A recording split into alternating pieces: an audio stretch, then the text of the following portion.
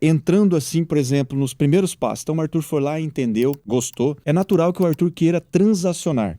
O Arthur foi lá, conheceu o fundamento do Bitcoin, conheceu o fundamento do Ether, da Ethereum, do USDT, da stablecoin, ele começou a entender ali. E aí o Arthur, ele falou assim, poxa, peraí, entendi que o USDT, ela tem ali uma primeira porta de entrada para mim com uma menor volatilidade. Bitcoin tem a questão da escassez. Você foi entendendo ali todos os conceitos. Mas chega um momento, que eu sempre costumo dizer, né, quando eu dou aula também, eu sempre falo para meus alunos, pessoal, aprendam, mas pratiquem.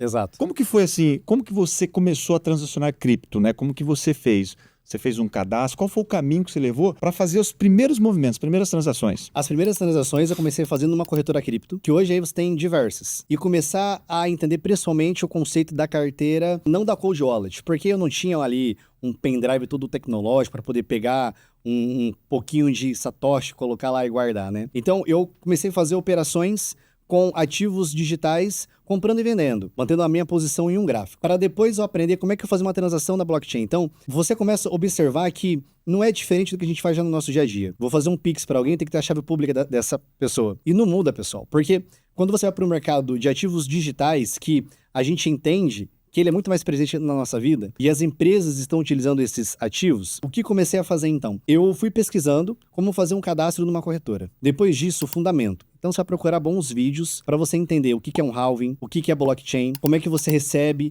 e como é que você paga em uma criptomoeda. No meu ponto de vista, isso difere muito de um investimento tradicional, porque aquela pessoa que ela vai fazer um investimento num banco, ela vai escutar de um gerente dele, compra um título público federal que paga IPCA mais 8, igual esse agora que acabou de sair, né? E você compra porque você tem a promessa do governo que ele vai te pagar em 2040, 2050, você só coloca o seu dinheiro e empresta para o governo. Só que o Bitcoin ele vai oscilando e você tem que entender que a volatilidade não é um defeito de fábrica do Bitcoin. Ele é uma característica dele. E quando você começa a entender os fundamentos, tudo que tudo que está escrito no artigo do Satoshi Nakamoto, aquilo tem mais interesse, porque você vê que ele difere de qualquer outra coisa que já foi criada. Então, isso daí é o que traz a curiosidade para a pessoa buscar algo diferente do meio tradicional. Foi aí que eu comecei a trabalhar com essa parte de criptomoeda. Qual que seria um bom início para quem está começando? A informação. Entender o fundamento, entender como é que é feita uma transação e o que ela está fazendo. Porque se ela só fala assim, eu mando uma criptomoeda e recebo pela blockchain, o que isso significa? Então buscar entender esses conceitos, porque isso traz muita segurança.